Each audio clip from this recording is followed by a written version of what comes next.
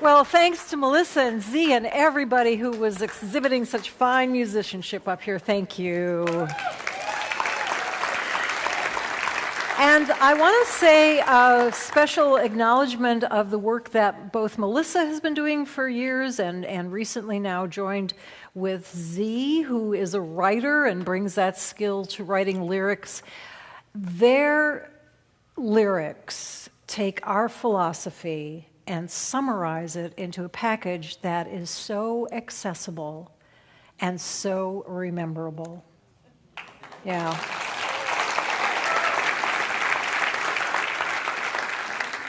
For example, when does anything happen? Now. See? So, hello, I'm Joyce. I'm the assistant minister here at the center, and I'm filling in for Dr. Edward Fillion today, our senior minister, who is at the Center for Spiritual Living Atlanta. Blessing them. And here we are. Today's message is in the stillness of your presence. Every time I read that or hear it or see it in print, a sense of calm comes over me in the stillness of your presence. Perhaps there's an echo for me of the 23rd Psalm. He leads me beside the still water. In the stillness of your presence. And by the way, Lashana Tova, to those among us who are observing the high holy days, this is a time of stillness and reflection. Thank you for your work that you're doing to bless the world. I just returned from a trip to Kyoto, Japan, and I was talking to one of my co-travelers about the trip, William Abel. You might know William. He always does such a beautiful stage for us. And William and I were commenting on how we have actually returned from Japan with an embodied sense of stillness, of peace. Now, granted, the trip was intended to encourage us to do this. This was a Spirit Tours trip hosted by Jim Kramer, which always has the intention of deepening spiritual experience. And yes, Reverend Kim was leading us in meditation and chanting and a Dharma talk in the morning. And yes, we did spend the last 2 days of the tour living with monks in a temple. And there was something more than this going on in Japan. There we were in Kyoto, a city of 1.5 million people. And often there were times when we were in very crowded, very active places, but this sense of stillness was never very far away. One thing William and I were noticing is that the Japanese pedestrians would stop for a red light, waiting to cross a street about 10 feet wide, even when there were no cars in sight. And at first I thought this was a little strange, I thought it was a little comedic, but then I started to get into doing it too. And William and I were noticing how it reflected a quality of contentment in just stopping for a moment, just waiting. Just pausing. Much in contrast to our American tendency to want to get where we're going as fast as possible. I was grateful when I was standing there waiting for a red light for no apparent reason to have in the back of my mind the ideas and suggestions that we've been getting together from the book this month, The Power of Now by Eckhart Tolle. If you've been reading it or if you've been listening to Dr. Edward this month, then you have been getting encouragement too to do things like be an observer to your thoughts rather than identifying with them, or to catch yourself if you find yourself dwelling in the past, perhaps with regret, or fast forwarding into future what-if scenarios, and instead bring your attention to the present. Or maybe to recognize that your thinking mind is not who you are, but rather your thinking mind is something you can use. On our trip, we chanted the Heart Sutra. This is an ancient Buddhist text that refers to the 6 sense organs: eyes, ears, nose, tongue, body, mind. And the first time I saw that, I thought, wait, what? Mind? A sense organ? Isn't mind the one that puts together the information from those 5? But I've gotten an appreciation from hanging out at the center and reading Eckhart Tolle and studying more Buddhism that the mind is a sense organ in that it actually alters perception. It's an organ of perception. And as we know, it can actually distort the recognition of what is actually here. In the same way that our eyes can't always tell us what is here if there's not enough light. All problems, says Eckhart Tolle and other spiritual teachers throughout history, all problems are illusions of the mind.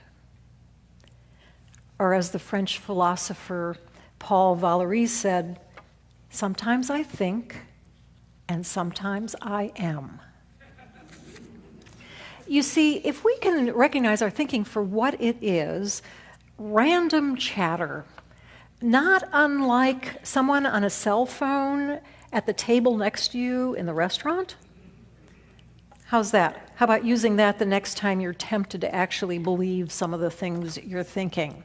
Many of your thoughts, many of my thoughts are as relevant to us as a stranger's random description of what they've ordered to eat, and we can ignore them. If we can put the occasional pause on our thoughts and linger in the stillness, the gaps between the thoughts, then we can bring ourselves to the present reality and experience awareness of the presence of the great all that is. This is how Eckhart Tolle describes this connection. It's actually in another book of his entitled In the Stillness. I like it for many reasons, one of which it has big print and lots of spaces. He says this: the moment you enter the now with your attention, you realize that life is sacred. There's a sacredness to everything you perceive when you are present. The moment you enter the now with your attention, you realize this life is sacred.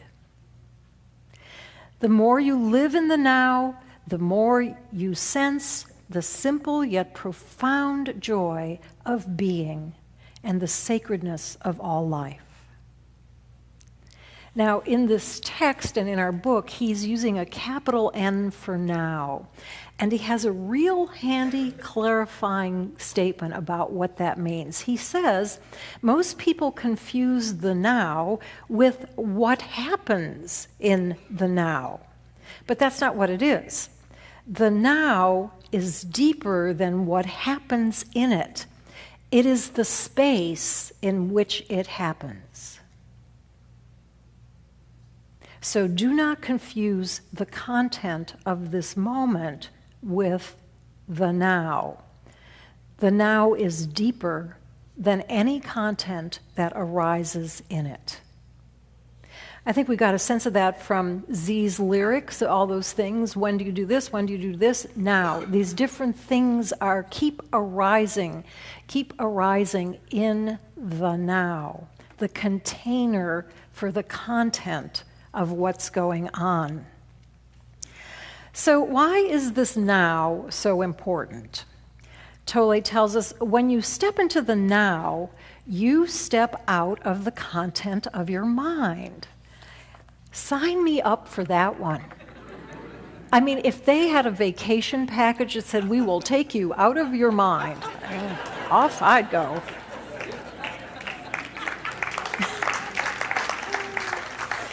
So when you step into the now, you step out of the content of your mind. The incessant stream of thinking slows down. Thoughts don't absorb all of your attention anymore, don't draw you in totally. Gaps arise in between thoughts, spaciousness, stillness.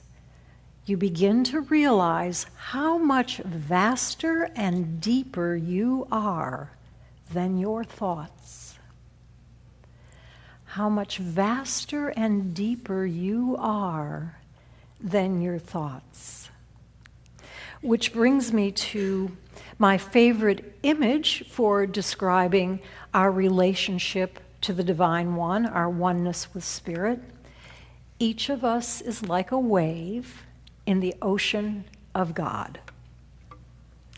And if that wave could get still, if that wave can stop tossing about for a moment, it will become aware of how much vaster and deeper it is. It will become aware of its own oneness with the ocean of God. It will become aware of the presence and the divine source from which it and everything else arises. So here's a question we want to be sure to ask ourselves. Why do we want to become aware of this presence? What difference does it make? 2 words: relieves suffering. Have you ever noticed how easily thoughts can turn to worry or self-criticism or regret or judgment of others, and how uncomfortable we get when we have those kind of thoughts? This does not have to happen. Imagine a life in which you're not regretting things you did, where you're not hurt by what others say or do, where you're not fearful about what's going to happen. Imagine how much suffering you would remove for yourself, how much freedom and joy you would experience. Tolle refers to the insanity of our thinking, and I can see why he calls it insanity. What should I think today? Encouraging thoughts about myself or bad thoughts about myself? Well, clearly the healthiest and happiest and sanest choice would be encouraging thoughts.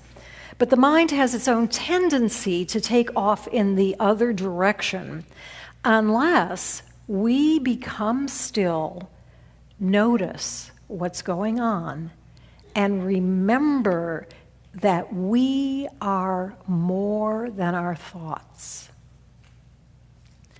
And here is a major reason to keep looking for those gaps in your busy mind. As each of us starts to undo the negativity and, honestly, the insanity in our own thinking, we simultaneously undo the negativity and insanity of group consciousness, of the global human thinking mind. Have you noticed what's going on seems pretty insane? Well, this is how you can help. Seek the stillness in the thinking in your own mind. Seek the gaps between the thoughts.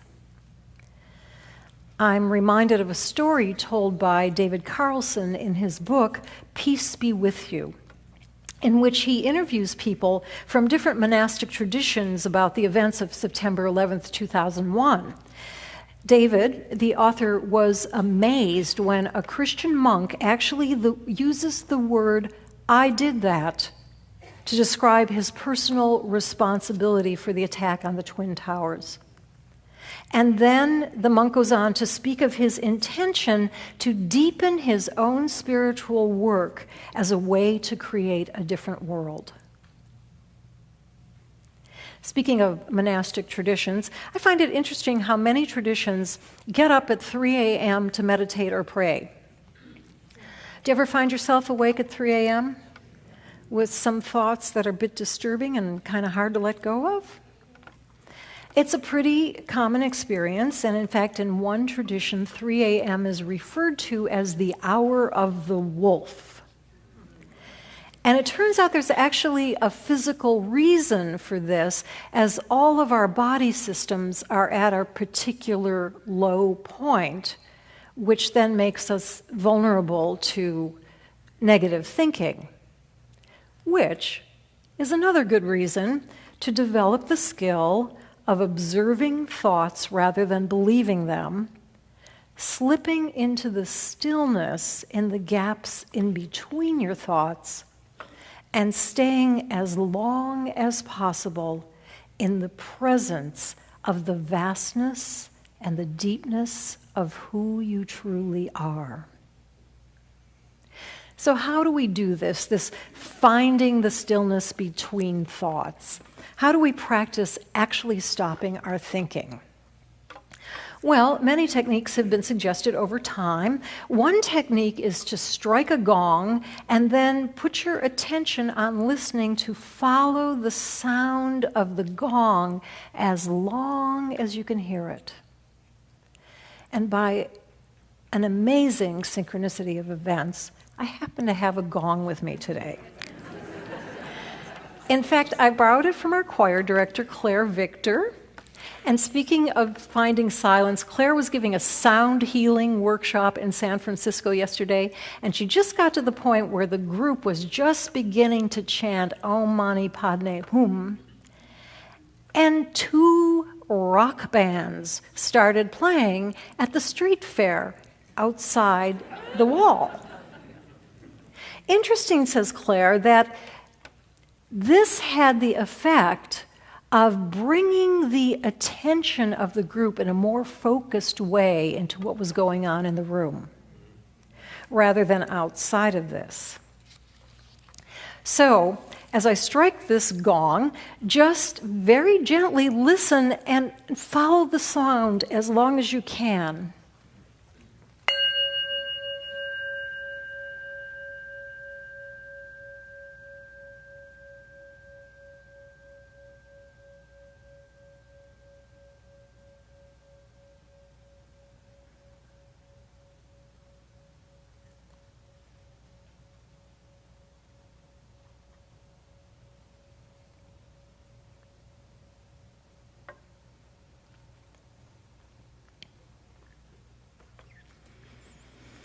I sometimes find for me that paying attention to listening helps suspend thought for a bit. You know, we have a lot of thoughts going on. So anytime we can actually succeed in pausing them for a moment is a big deal. And it gets easier. Here's another exercise based on listening. You don't need a gong.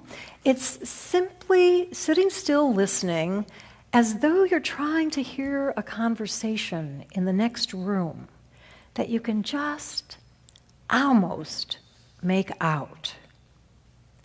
I find this exercise easier to do when I take a moment to get comfortable in my seat and let my eyes gently close, and then begin to try to hear that conversation.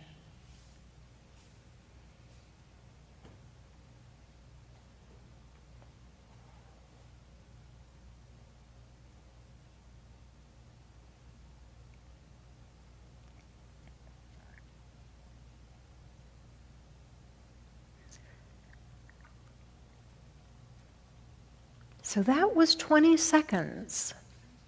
So do take a moment to congratulate yourself for any time of stillness you were able to experience. And also know that for some people, these kind of exercises are often easier to do when you're by yourself. The last exercise actually comes from the Power of Now. It's right at the beginning of the chapter entitled The State of Presence. Tolle is responding to a question, which is this: you keep talking about the state of presence as the key. I think I understand it intellectually, but I don't know if I have ever truly experienced it. Tolle responds, you can't think about presence, and the mind can't understand it. Understanding presence is being present. Try a little experiment. Close your eyes and say to yourself, I wonder what my next thought is going to be. Then become very alert and wait for the next thought. Be like a cat watching a mouse hole. What thought is going to come out of the mouse hole? Try it now, he says. Close your eyes and say to yourself, I wonder what my next thought is going to be.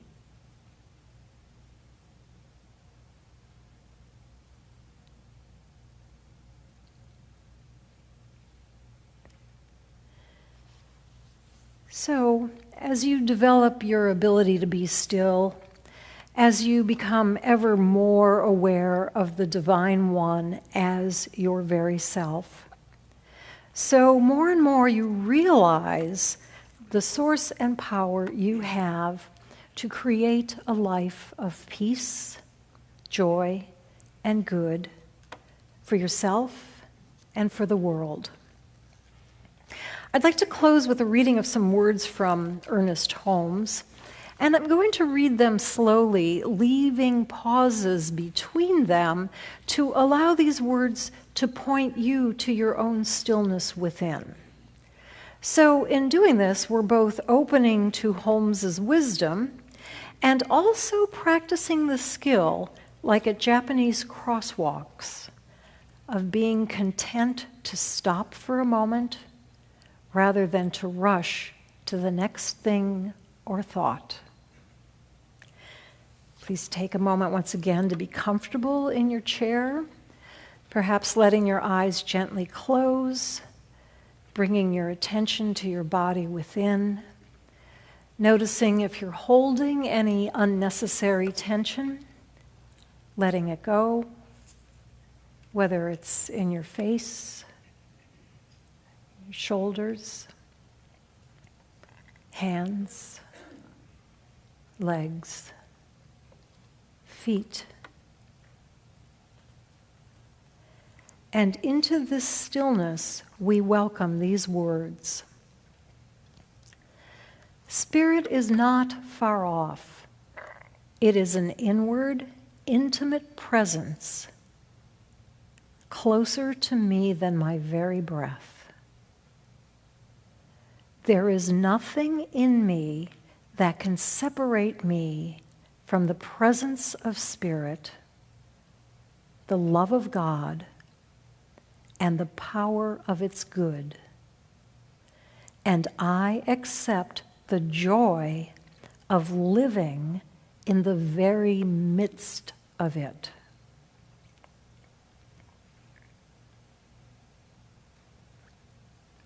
I lay all weariness aside and accept the life-giving, invigorating, dynamic activity of Spirit.